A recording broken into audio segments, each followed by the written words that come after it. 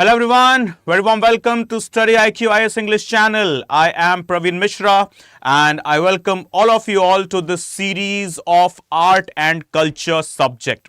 The subject as promised yesterday's session that it will be covering each and every segment of our chapter. Right? There will be nothing left. There will be nothing that is called that we skipped this part or not. Okay. So, starting with the first ever chapter, that is one of the chapters we consider it evergreen because every year, call it prelims or as well as mains, there are questions from this particular chapter. Okay, that is known as Indian paintings. So, what are the elements of the Indian paintings? How do we just go ahead with the reading of the subject? Okay, we will be also having these sort of discussions. So, first and foremost, with regard to the first chapter that we are going to discuss here is the paintings. So, as in the introduction class, we also discussed this, that the paintings, they are divided in two different segments. Okay, the two different segments. They are first the mural paintings. Okay, the murals. And the other one, they are known as the miniatures. This is not just with regard to the Indian paintings. Globally, there are just two types of paintings. There is no third such thing, there is no third such type is present. Okay, there are only two types of paintings globally. Okay, the first one is murals, the ancient traditional part, okay, also known as fresco. Okay, next comes the paintings that we see in our day-to-day life, that is paintings that are done on the paper or a canvas or a wall, something like that. Okay, that is miniature paintings. What are the concept of mural paintings? Mural paintings, they are more of a sculpture. Okay, mural paintings, they are more of a sculpture that are absolutely 3D in nature. Okay, and only done on the walls or as well as the ceilings. Okay, only done on the walls or ceilings. That's it.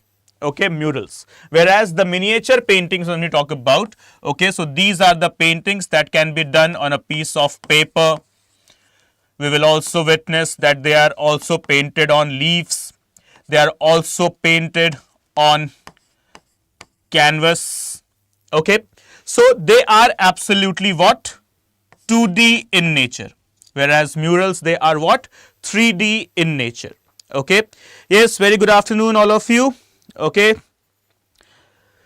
So, I hope you guys are active there into the comment section and please immediately type your doubt.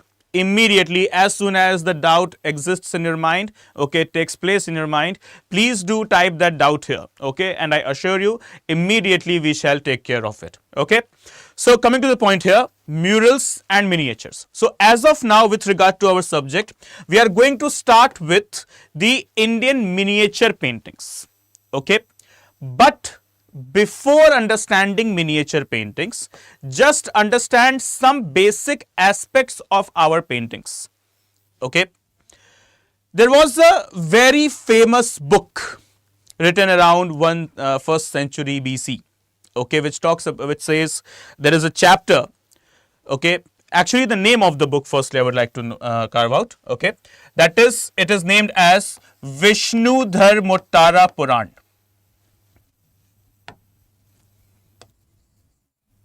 Okay, so the name of the book will be Vishnudhar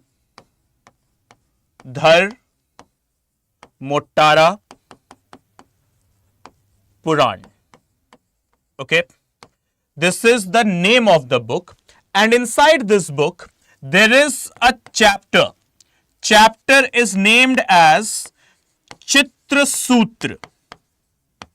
Okay, the book was written around 1st century BC. Okay, sir, is fresco the another name for murals? Yes, dear. Okay, another name for murals. Right. So, coming to the point here, Vishnudhar Mottara Puran. the name of the book. And there is a chapter. What it is a chapter of the book. Do not get confused. Okay. This is the chapter of the book known as what? Chitra Sutra. In that Chitra Sutra, there is a mention of Shadang. Okay. As you can see on your screens, it is also mentioned. What? Shadang of Indian paintings. What is this Shadang? Okay. Shadang as in Chhe Ang in Hindi, what we can say. Okay. That is 6 organs, 6 limbs of the Indian painting. So around 1st century BC, 6 limbs of the Indian painting were evolved, laying down the main principles of the art. So guys, let's have this thing that is known as mind maps.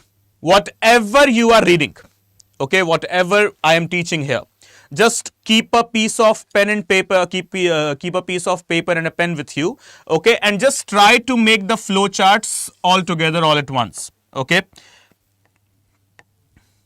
So when we talk about the Indian paintings, see, regardless of what they could be either murals, they could be either miniatures, okay. So regardless of their nature, talking about both. So the paintings, for them there is a book. The name of the book stands once again as Vishnudhar Motara Puran. Okay, this is one single name, right? There is a chapter in the book, the another thing that you need to note, that is known as Chitra Sutra. What does this Chitra Sutra talks about? The 6 limbs, basically organs of the painting. It is known as in the name of Shadanga. Yeah, Sadang. Okay. So this is the information you guys have possessed so far. Okay. Now, coming to the next thing.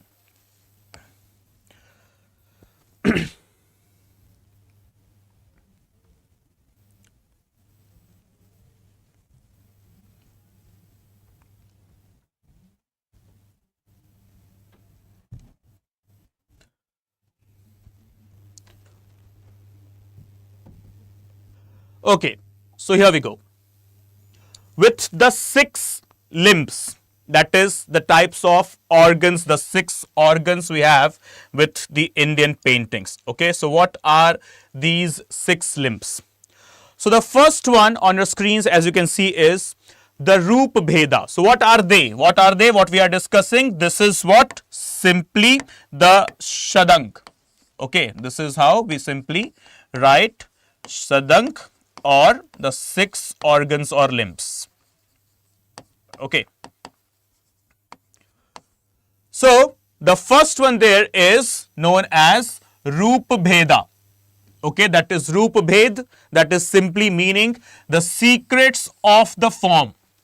Like for example, the knowledge of the appearance, facial expressions, the features of the painting, that how the painting should be structured, how the painting should be figured out. Okay, that is known as Roop Bhed. Next come the Pramanam. Pramanam in English, we can call it as measurement. Okay, that is also mentioned here, that is proportion. Okay, Pramanam, that is measurement, that is proportion. For example, the correct perception, measure and everything. Okay, exactly what should be the length, breadth, height and so on of the structure of the painting we are creating. Next comes the Bhav. Bhav, that is what? Emotional disposition. How the emotional element, the emotional angle is connected here. The emotional disposition, simply portraying feelings on the canvas. Okay, you might have seen that very famous movie, what was the name? Welcome. In Welcome, there is a scene where there is a painter come gangster, or gangster come painter as well, Majnu Bhai. And that Majnu Bhai paints a painting where a donkey is carrying a dog, right? So what is the bhav, the emotional disposition of that painting, okay, which was later justified by the another actress in the very same movie, right? That this is the painting that represents immense amount of pure and divine love. That means when an animal can carry the burden, the weight of another animal, then why can't the humans? Okay, so though that is the matter of joke, but yes, the reality as well. Okay, that is the bhav, that is emotional disposition, simply speaking, portraying the feelings over the canvas. Then comes the next, that is lavanya yojanam. What is lavanya yojanam? The gracefulness in the composition. Simply speaking, portrays the grace and the poise. Okay, how gracefully it has been created. What is the actual theme basically? And apart from that, next comes the fifth one, sadrishyam, that is similitude, that is how much reality it is having. What is the actual difference between the real thing and the painting? How much kind of a similarity it possesses with the actual structure, that is the painting. Okay, and the painting, sorry, right? So, sadrishyam, that is representing the similarity. And last but not the least, that is known as varnika. What is that? Varnika, that is the color variation. Okay, here you can note one more word, that is color variation. Varnika bhanga, actually it is known as the full name here, the varnika bhanga. What is varnika bhanga here? The color variation. That is simply speaking how the artist uses the brush and how the artist is using the colors. Okay, that defines the grace, the similitude, the perfection, okay, of the color of the painting. Okay, yeah, simply the color variation. Okay, guys, so this is all with regard to the shadang or the 6 organs of the Indian painting. Like for example, when we just go ahead and see this introductory slide we had. So as you can see here, the paintings that are here, okay, this one, this one, this one, or even this one, just have a look at the perfection the artist has represented here. Okay, let's say for example this painting, okay, here the jewelry or even the floating hairs or even the design of the necklace, the variation, color variation. See the varnika bhanga, how beautifully the color variation has been used. Okay, or apart from that, in any other painting, if you can see here, okay, see this painting, okay, the proportion, that is pramanam, and apart from that, the bhav, that is emotional disposition, is very easily available. And once again, the varnika bhanga, that is the color variation. Okay, you can also watch the grace and the poise of the painting, right? So this is what the whole thing is with regard to the sadanga, or the best example here, as you can see, this one. Okay, a man carrying the bullocks, the bullock cart actually.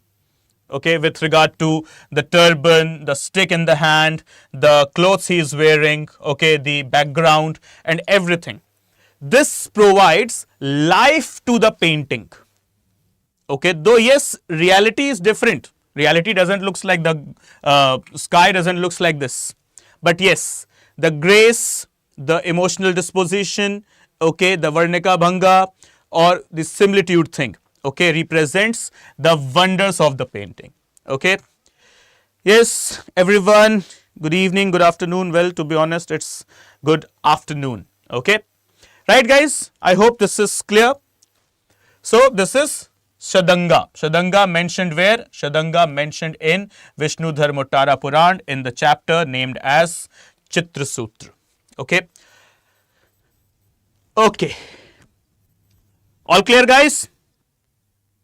I hope everything is perfect. So, now starting the chapter of Indian miniature paintings. How do we define miniature paintings? So, as we have already discussed, miniature painting simply means painting, which is first of all 2D, two-dimensional only. Secondly, it could be done on a piece of paper, leaf, okay, and yes, the canvas, that is the cloth as well.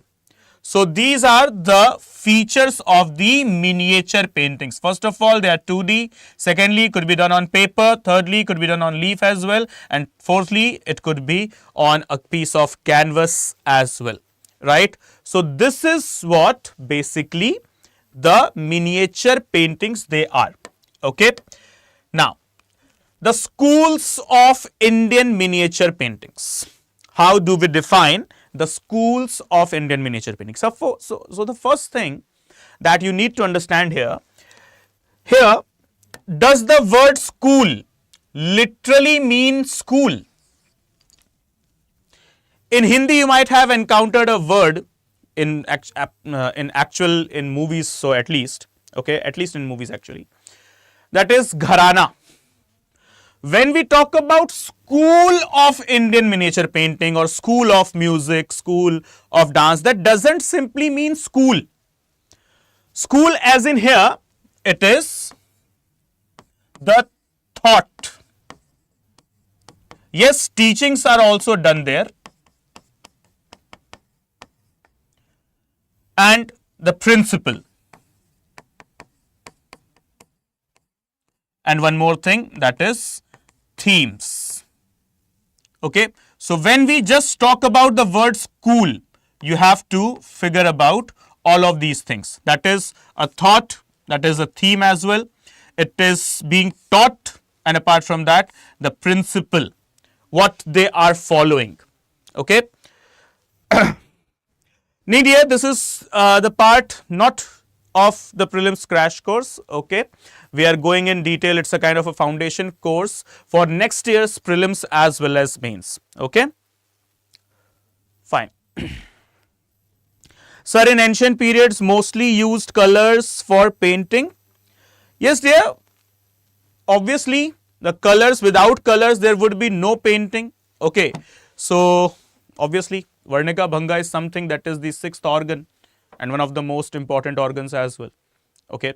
That, for example, if I can compromise in the Lavanya Yojanam, I can compromise in this Pramanam as well. I can compromise in Rupa Bheda as well. But I can never compromise in Varnika Bhanga, because that Varnika Bhanga only gives life or impetus to my creation, that is the paintings. Okay. Mostly which colors? Because in that period colors were not present there. See, colors were present. It's not like that colors were not present. Colors were absolutely present, and there is no such distinction that mostly this color or that color.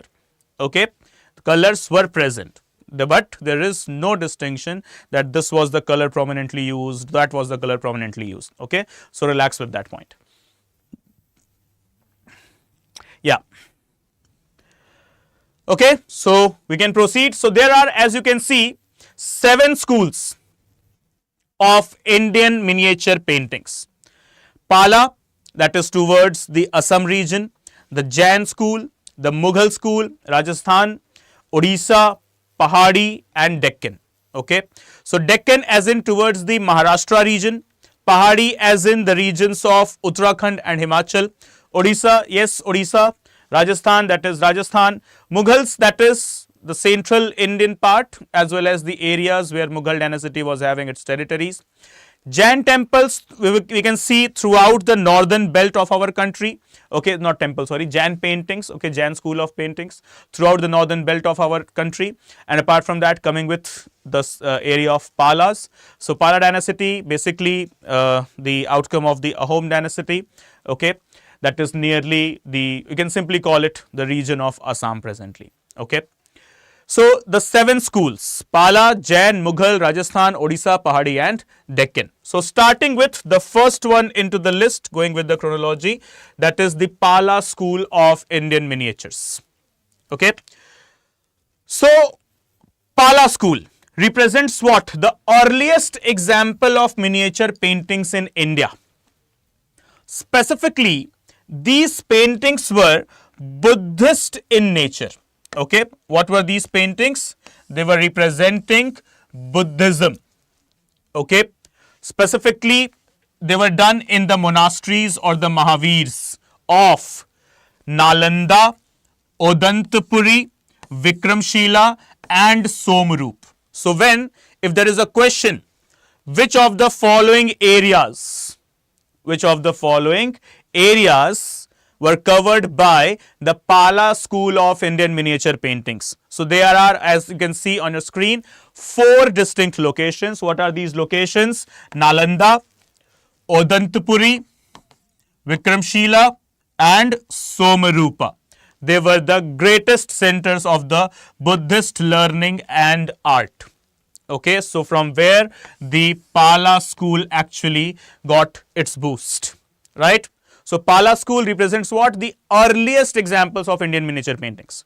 And it were not based on any other religion, but yes, only and only the Buddhism. Okay, so Palas, they were what? They were prominently promoting Buddhism. Okay, so they were Buddhist actually. Okay, and the Pala school of Indian miniature represents the earliest form of Indian miniature paintings. Next.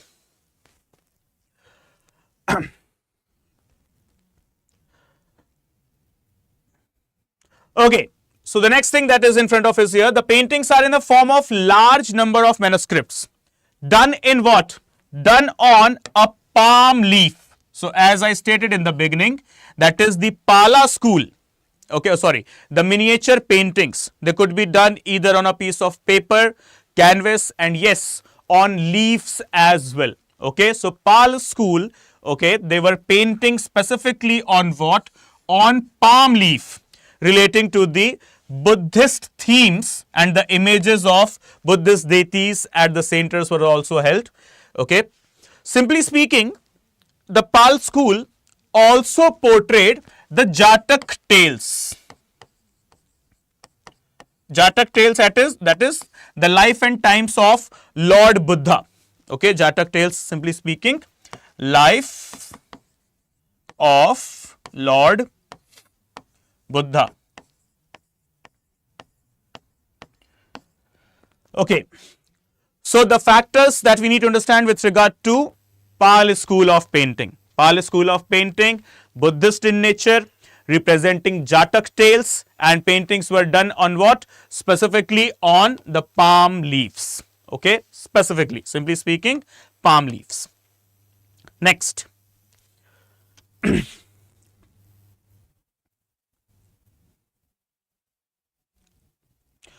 So the style of Pala painting, okay, what style they used to follow, right? So they were actually trying to resembling the actual nature. Okay, so as what you can see here, the Pala style is naturalistic and resembles the ideal forms of contemporary bronze and stone sculptures. Those who were made on bronze, with bronze and stone, okay, the actual sculptures, the Pala school of the painters, the painters of the Pala school, what they tried to do, they tried to just paint the replica of those bronze and stone sculptures. Okay, so literally it reflects some feeling of the classical art of Ajanta, and the best example is the manuscript of Ashtasahasrika Prajna Pranamit. See, I can understand the names could be very much like troubling or disturbing or something like that, okay, as you might be not much familiar, but yes, it is the matter of 2 or 3 readings. If you have done couple of readings, let's say minimum 2 or maximum 3 or 4 even, then these names will be familiar with you. Like for example, just the name we took, Vishnudhar Muttara Puran, a very long name, Vishnudhar Muttara Puran. This is one single name. It is not 2-3 names. It is one single name, Vishnudhar Muttara Puran. Okay. Now there is a chapter. What is the name of the chapter? Chitra Sutra. Now in that chapter, okay, there is a mentioning of something that is known as Shadanga. Okay.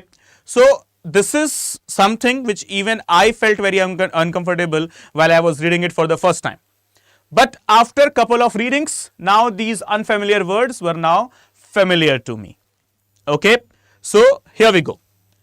There is a particular work of the Pala School of Miniatures, which is very famous as well. Okay, they are actually manuscripts. What is the name of the manuscript?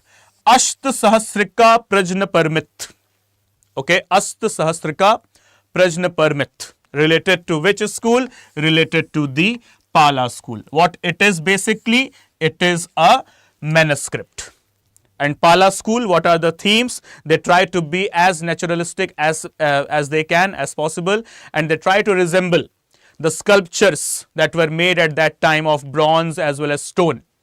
Okay, and they also reflected the feelings of the stone sculptures of the Ajanta caves. Okay, so this is what the Pala school of Indian miniatures. The fact that you need to understand, Ashta Sahasrika Prajna Parmit. Okay. Next comes into the picture the Mughals.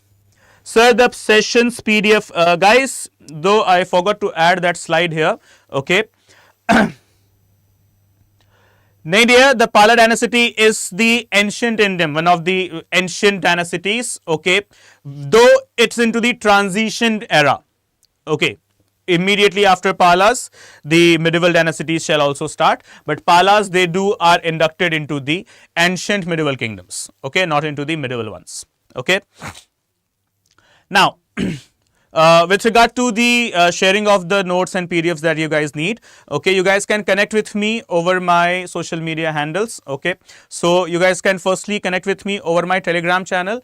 Okay, so here is, you can just note down. So this is the Telegram channel, guys.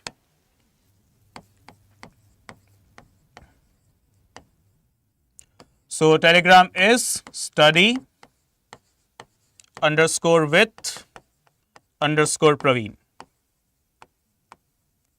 Okay, and as well as if you're not on Instagram, Telegram, so you can connect with me over my Instagram handle. That is Praveen Mishra _2107. Okay. All clear? So Telegram is there, I have shared, Study with Praveen, and Instagram as well, that is Praveen Mishra _2107. Noted? All of you? So you guys can connect with either of the platforms so that we can share all of the important needs. Take? Okay. So next one is in the picture, the Mughal paintings. Mughals, one of the most important like sultanates or the kingdoms or the empires of the Indian subcontinent, specifically in the northern Indian belt. We know very well that Mughals are very much famous for their what we can say architecture, from from Taj Mahal to Lal Killa, okay, from Humayun's tomb to Fatehpur Sikri Fort, and so on. But very lesser known fact, these Mughals were also big fan of the paintings. Not only Shah Jahan, not only Jahangir, but also Akbar. Okay, so the three names that we need to discuss with regard to the Mughal paintings, that is starting from Akbar to Jahangir to Shah Jahan. Though the persons or the rulers like Babur or Aurangzeb, they literally had no taste in art. Babur was someone who didn't even got much of the time. Okay, as when he came to India 1526 to 27, 28, he was continuously involved in the battles like Panipat, Khandwa and Chausa and so on, and then he died quite early. Then came into the picture Humayun, was having interest in paintings, Akbar was having interest in paintings, Jahangir was, and Shah Jahan was. So these are the four names with regard to the paintings. But post Shah Jahan, that is Aurangzeb and the other later Mughals, from Bahadur Shah to Jahandar Shah to Farrukh Shiar, Muhammad Shah Rangil and so on, These were the guys who were least interested in paintings, or literally speaking, in any sort of art forms. Okay. Yeah, the Mughal architecture, one of the golden ages of the Indo-Islamic architecture specifically. Okay, no doubt in that. So now the features of the Mughal paintings. Now the people will be thinking that Mughal paintings, that means it would be like, for example, Pala paintings. They were literally the Buddhist paintings, right? Astra Sahasrika, Prajnaparmit. Okay, the famous manuscript of the paintings there. So Mughals would be very much staunch Islamic paintings. It could be possible, right? But never judge a book by its cover. Mughal paintings are one of the most secular paintings ever in the Indian miniature school of paintings. Yes, could not be suiting to you, as the Mughals were very orthodox Muslims, no doubt in that. But the paintings, they were absolutely secular. Okay, so mainly confined to the miniature illustrations on the books or as single works to be kept in the albums. Mughal paintings were a unique blend of Indian, Persian, that is also Safavi, and Islamic styles. So Indian miniature paintings, when we talk about the Mughal paintings.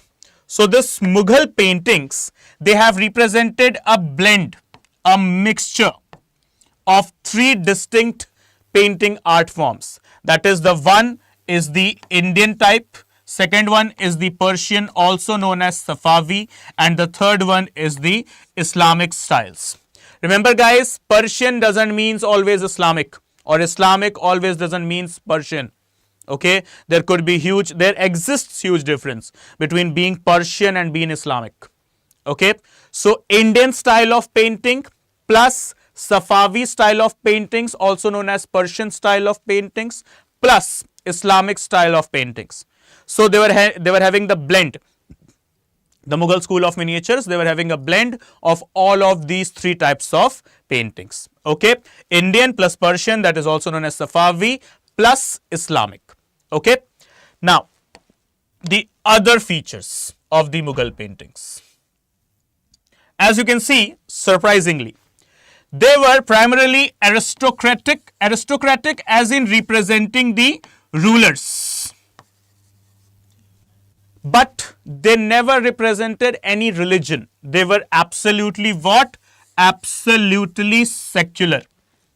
And they tried to paint the classical rag, okay, and the seasons, that is known as Bara Masa. Bara Masa, that is 12 months. Okay.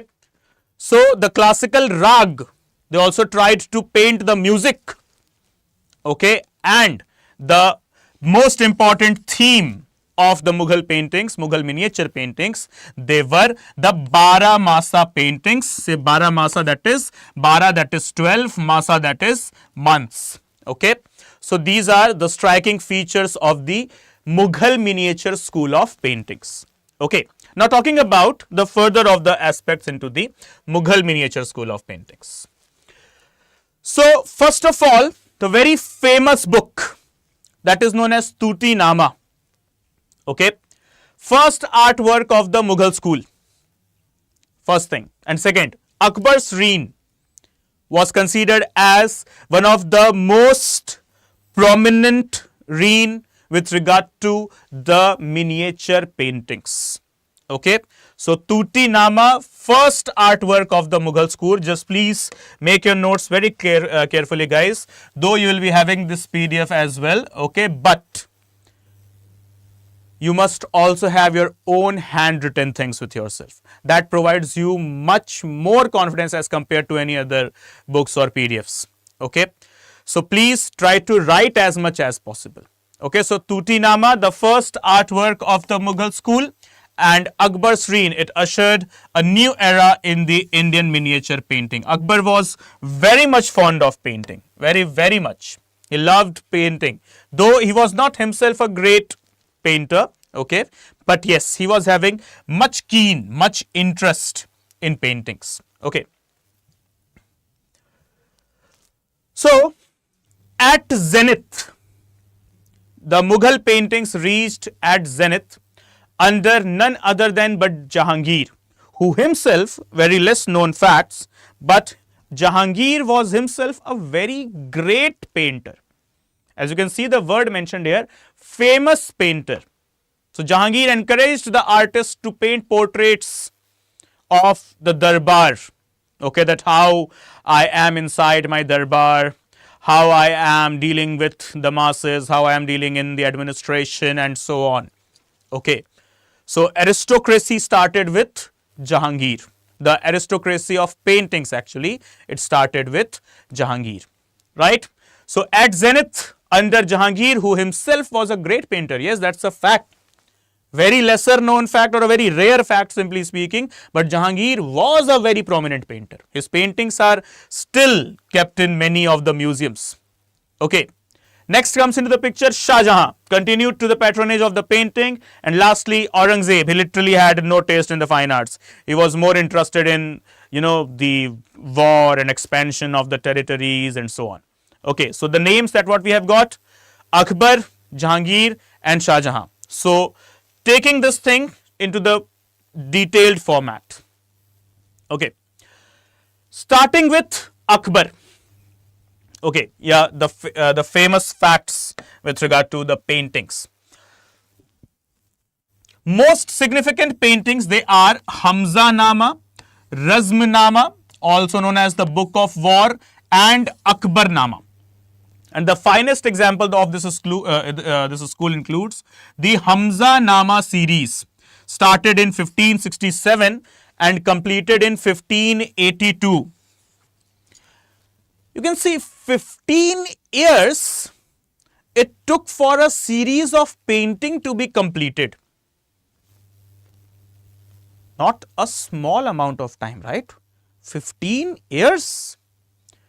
Hamza Nama was finally completed in the duration of 15 years. The time period you can understand, starting from 1567 and completed when? In 1582. Okay, not a small time, a big time.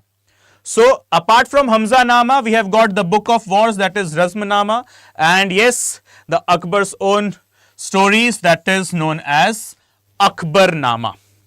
Okay, so the three most prominent names into the Mughal school of paintings. Hamza Nama, that is the story of Amir Hamza, illustrated by Mir Sayyid Ali, and 1200 paintings on these themes of Changez Nama, Zafar Nama, and you can see here Ramayana. People these days won't be able to digest. Okay, but yes, Mughals, they showed, not all of them. I'm not trying to justify the Mughals, they were secular. No, they were not, but at least in paintings they were. Okay, so there is a mention of the name Ramayana, Zafar Nama, Hamza Nama, and the famous stories of Amir Hamza, who was the greatest painter there, Mir Sayyid Ali. So these names are important, guys. There have been questions, repeated questions on this. Hamza Nama is a book of painting, actually an album based on the stories of whom? Stories of Amir Hamza. Illustrated by whom? Illustrated by Mir Sayyid Ali. And then there are 1200 further paintings on what? On Changez Nama, Zafar Nama and Ramayana. Right? So Zafar Nama, Changez Nama, as well as the holy book of Ramayana. Okay, so these are the factors, that is the Mughal school of Indian paintings. Now the paintings of the Hamza Nama, as you can see the size, 20 to 20 by 27, the length and the breadth. Okay, so they were painted actually on a piece of cloth. They are in Persian Safavi style with dominating colors being red, blue and green. Okay, so as what we can see here, that is the facts that we need to note with regard to our both the levels of examination, prelims as well as mains. Okay, what are they? Safavi style, Persian style. Okay, obviously we know it very well, the blend of three different styles. Okay, Indian, Safavi, that is Persian, plus Islamic. Okay, and the next big thing, the prominent colors being used by the Mughals, they were red, blue and green. So RBG, red, blue and green. Okay. Red, that represents the harsher things, blue that represents the loyalty, the royalty as well, okay, and green that represents the softness. Okay, this is what the logic was behind the RBG, that is the red, blue and green paintings. Next.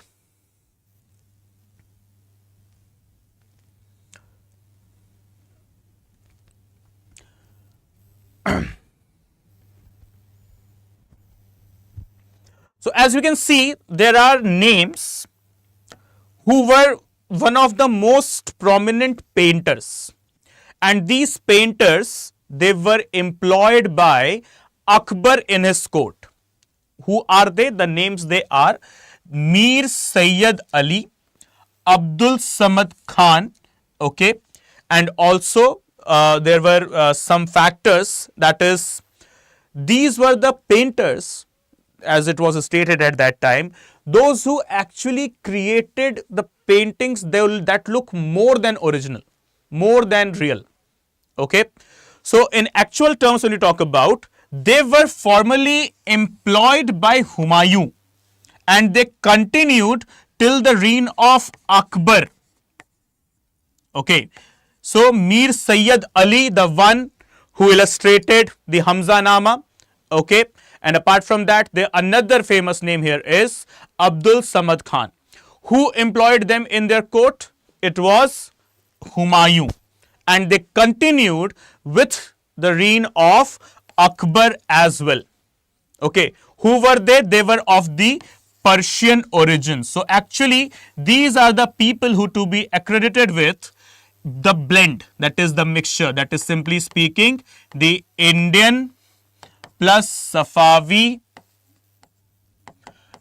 plus Islamic. Safavi, that is, we can also call it as Persian.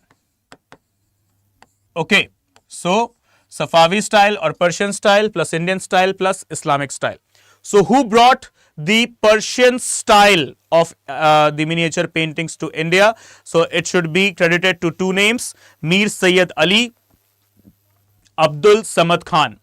Who employed them in their court, in his court actually. So it was Humayun. Okay. Next. As you can see here, in the miniature painting, Mughal miniature painting actually, the attention was given on adoring the ruler and displaying his life. Okay, how was the life of the ruler rather than portraying God. So they never portrayed God. So that is why they came to be known as these paintings, their Mughal paintings, they were tagged as secular. Okay, so where they were focusing? They were focusing on, yes, naturalism, obviously, and apart from that, aristocracy, that is portraying the life, simply the life of the ruler, the royalty of the ruler. Okay, that how the ruler is sitting, how he is dealing, how he is enjoying the artistic performances of his court and so on. Okay, got it all of you? Is everything clear here? Can I have the confirmation please? Are you able to understand everything that we are discussing?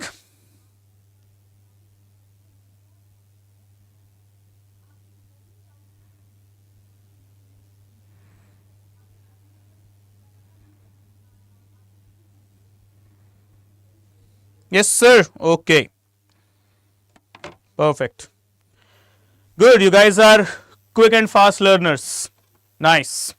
Okay.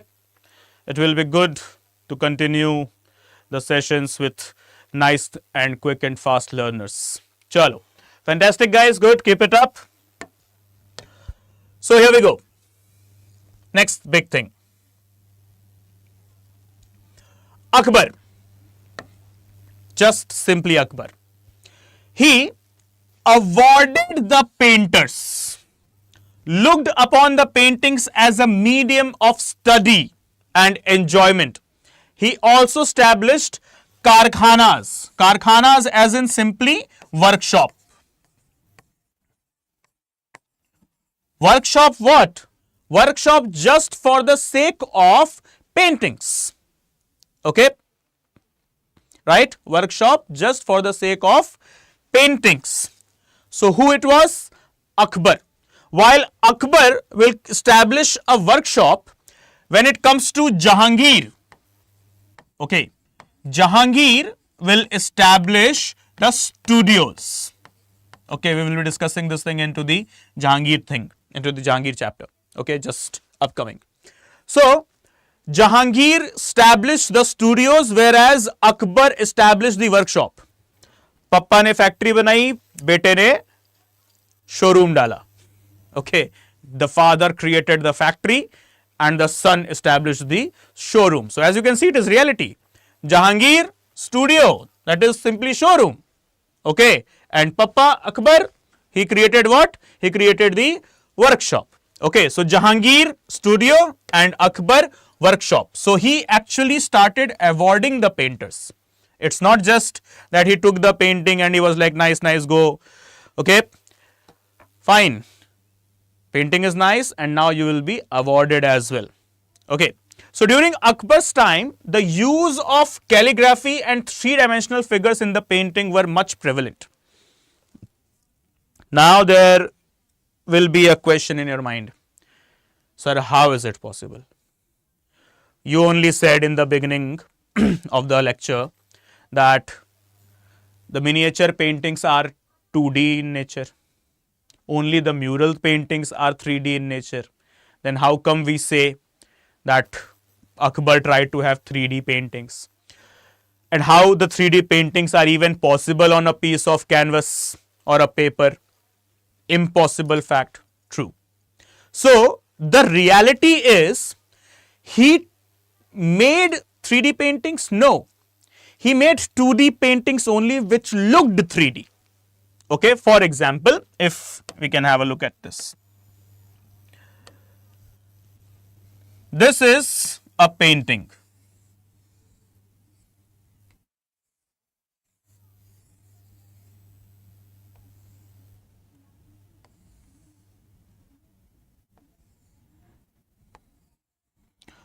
Isn't it looking 3D? Come on, guys. Though I am also the kind of a painter just equivalent to Majnu Bhai. Okay. But yeah, tell me. Is this painting looking 3D? This thing or something also, this thing we can create. Are these type of paintings not looking 3D in nature? Come on. Yes, they are. Obviously. So this is what Akbar tried. Geometrical designs in painting. Along with this, he also introduced calligraphy. So who introduced calligraphy in paintings? So it is none other than Akbar. Okay. Prince Jalaluddin. Right. So Akbar tried to do what? Akbar tried to make 3D paintings. A 3D painting? No. A 2D painting which actually looks 3D. I hope this is clear, everyone. Okay. So Akbar, accredited with calligraphy as well, tried to make 3D paintings. The 3D paintings which were 2D, which looked 3D. Okay, specifically. So the illustrated manuscripts of Tuti Nama, that is the Tales of a Parrot, shows Mughal style in its formative stage and considered as the first work of the Mughal school. So very first work. Like for example, when we talk about the Pala school, okay, the Pala school's famous work, it is what?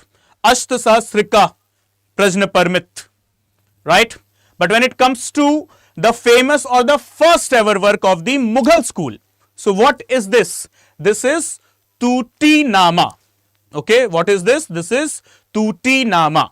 That is a tale of a parrot. The first ever work. Okay, done by whom? Performed by whom? Mir Sayyid Ali and Abdul Samad Khan. Okay, it's a typing mistake. Sorry. Abdul Samad Khan. Okay. So be very clear, guys. Tuti Nama, okay. Hamza Nama, Akbar Nama, Razm Nama, yes, but the first one, it is the Tuti Nama, and followed by Hamza Nama, then Razm Nama, then Changiz Nama, then Akbar Nama, and in that meantime, they also parallelly painted the stories from Ramayana. Okay. Next. Along with Abdul Samad and Mir Sayyid Ali, Akbar introduced local Indian painters in his court. Okay. And the most famous of them were 3 people. Okay. Their names were Daswant, Baswant and Kesu. Okay. So 3 people. What are the names? Daswant, Baswant and Kesu. Okay, 3 of the Indian painters. So in total, you have now today read about 5 painters. Who are these 5 painters? So 5 painters, they are Mir Sayyid Ali. They are another one, Abdul Samad Khan. And the 3 on the screens already, Daswant, Baswant and Kesu. Okay, so 5 names, 1, 2, 3, 4 and 5. Daswant, Baswant and Kesu. Remember this thing. Akbar, 5 names. In fact, Humayun, 3 names. Sorry, Akbar, 5 names. Okay, Humayun, Mir Sayyid Ali, Abdul Samad Khan. 2 names actually. Okay, so the first 2, Humayun. The all 5, Akbar. Okay, so the first 2 names specifically Humayun. Okay, and the other ones Humayun as well as Akbar. So Mir Sayyid Ali, Abdul Samad, Deswant, Base and Kesu. Dear Lakshmi, I didn't get your comment there. Okay, can you just please elaborate a bit? I cannot understand what you have pasted there. Can you just elaborate a bit? It will be beneficial.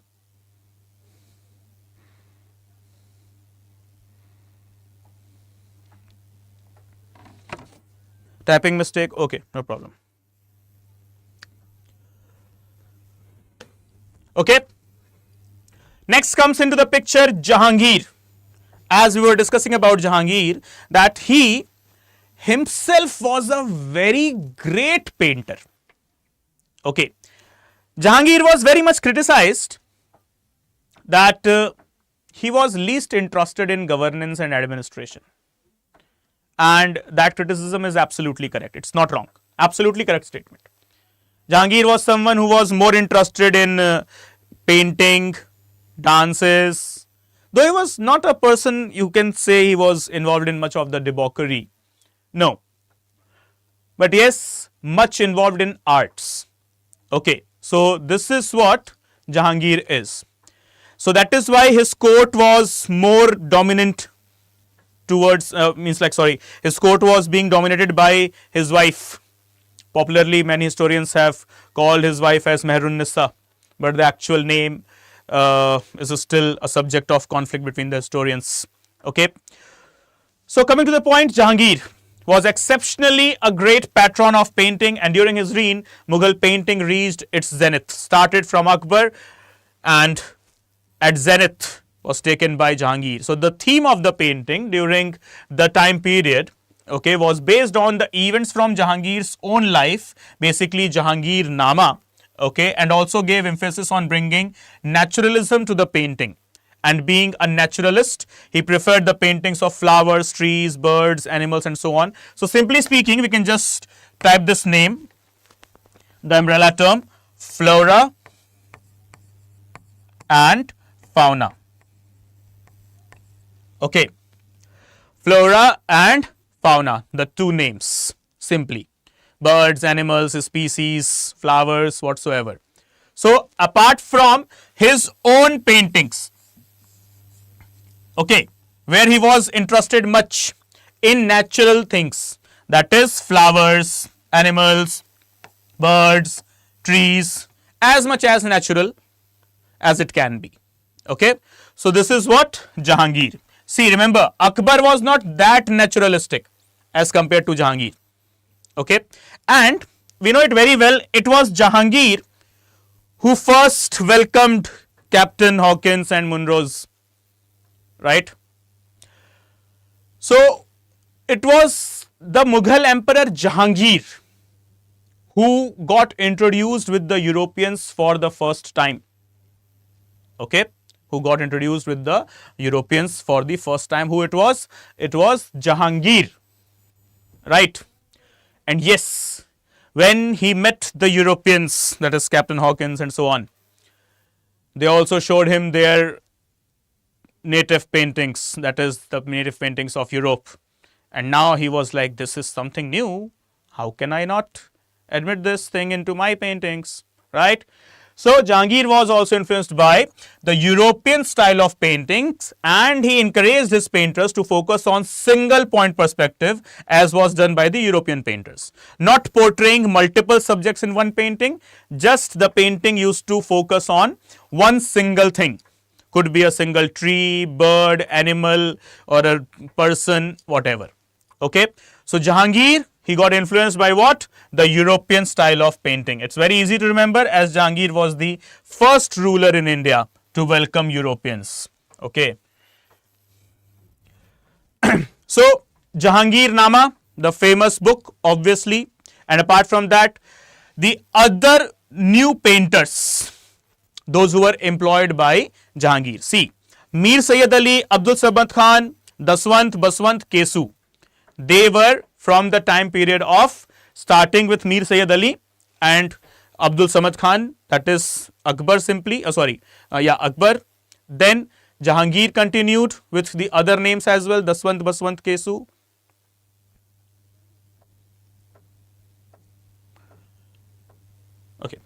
Okay, sorry for interruption, guys. Okay, so it is starting with the word Mir Sayyid Ali.